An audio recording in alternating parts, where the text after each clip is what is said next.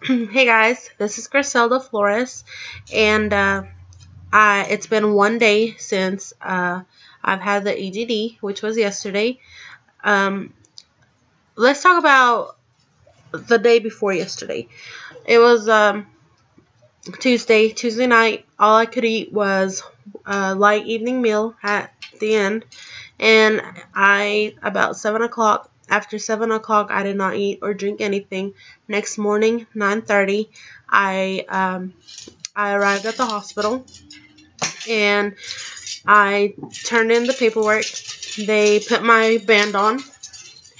There you go. I haven't took it off. I just woke up. And also, I had to pay up front. And it was $800 what I had to pay after insurance covered. And what else? And then afterwards, they took me to another waiting room. This time, my husband, which was my designated driver, he had to be there. And also my son, because my babysitters decided to bail on me. So thanks a lot for that. And so there was my son and my husband. They waited for me in the waiting area because they had to call me in about 10 minutes later to go get ready. They told me to put a gown on and lay down on top of the sheets. So I did. Then they hooked me up to the heart monitor and put an IV on, which she was a new one, a new lady, a new nurse, and she left me all this right here. Oh my goodness. So I wasn't upset. I was just like, come on, like, let's get this going. Like, it hurts. And I was trying to be real patient with her. And, I mean, it did hurt. I did tell her. That way she, knows. But I wasn't like, lady, like, if you don't know how to do it. Because I heard some people do it. So, but no, I was trying to be really patient and nice. I am a nice person. So, and then, the anesthesiologist, she came in. Hopefully I said that right because I'm really bad with words. She came in and she told me that she was going to ask me a lot of questions. And also the nurse, the RN, my RN for that day, she just asked me so many questions about my health and my family members and their health. And so that happened. Then 20 minutes later, a nurse, a small little skinny nurse, comes in and says, it's time to go. So there I am, 300-pound woman on top of a bed. And this size 0 little nurse comes in and she tries to wheelchair me out. I mean, not wheelchair me, bed ride me or whatever down the hallway. So, yes, I hate that feeling. I mean, if you're going to bring me somebody to give me a ride down the hallway, I mean, bring me a, pretty good-sized man and, push me down wherever you need to push me at. But if you're going to bring me this little toothpick to push me to wherever I have to go, yeah, that was embarrassing. It's kind of embarrassing. So, that was that.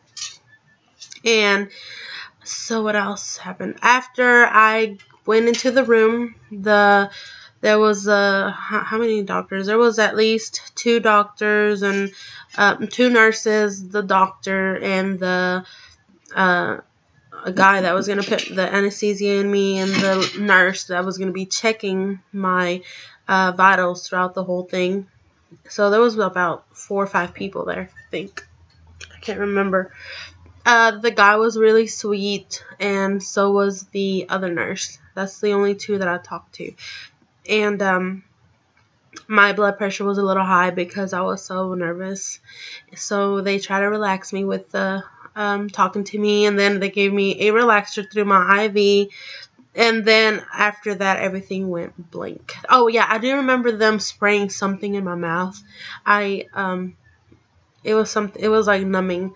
So then I felt like to me, it felt like 10 minutes later I woke up. But I really didn't want to wake up. Like, I was just like, ugh, leave me alone. And I don't remember telling the doctor. My husband told me that I had told the doctor, can you please let me sleep for a little bit longer? And I was like, oh God, it was so embarrassing. I was just thinking like, wow, like I wonder what else I said to him because like, you know, okay, before like they put the anesthesia in me, like I was like thinking in my mind like that doctor looks funny, you know, and stuff like that. So I hope I did not like call him names or anything while I was put under sleep. So that was embarrassing. And so then they gave me about like 30 minutes to, you know, get back to normal. I started waking up, feeling better, and I actually have pictures. I don't know why, but my computer's not letting me download them. But this is the first picture. Hopefully you can see them. In my little hospital gown. This was my room, my hospital room. And then this was the IV after it was put in there. And afterwards, me and my son, because he had to come with me. And let's see. And then the video, waking up. This is my video waking up.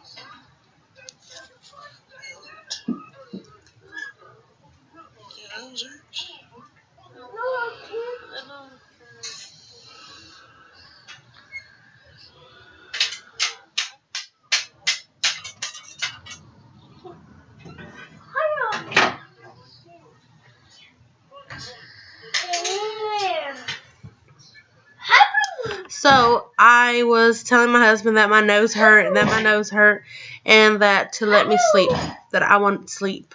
So I guess I was cranky. I don't know. Okay, so yeah, that was my overall experience with the EGD. I didn't feel like anything. I was totally knocked out, and it was a good experience. Nothing bad. The nurses were great, and I don't want to say the name of the hospital just for, you know, policy or whatever. So, but yes, it was okay. So today in the morning, a day after, I woke up and my tummy was sore. It was sore, and my throat is like, I tried to talk, and then like out of nowhere I'm talking and I'm like choking in my own saliva. I don't know. It was so weird. It's so weird. I'm feeling more sore. Just my stomach, like on this side, on the left side, it feels sore. And though they gave me discharge papers, and in the papers they say that I should be like aware of the warning signs, and one of the warning signs is high fever, like hard, like if my stomach becomes hard and I start coughing up blood, I should go immediately to the ER. So I haven't had any of those, so everything's going pretty good.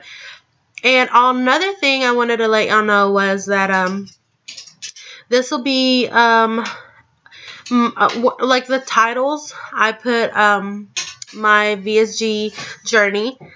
So I should have put /EGD. This was mainly about the EGD.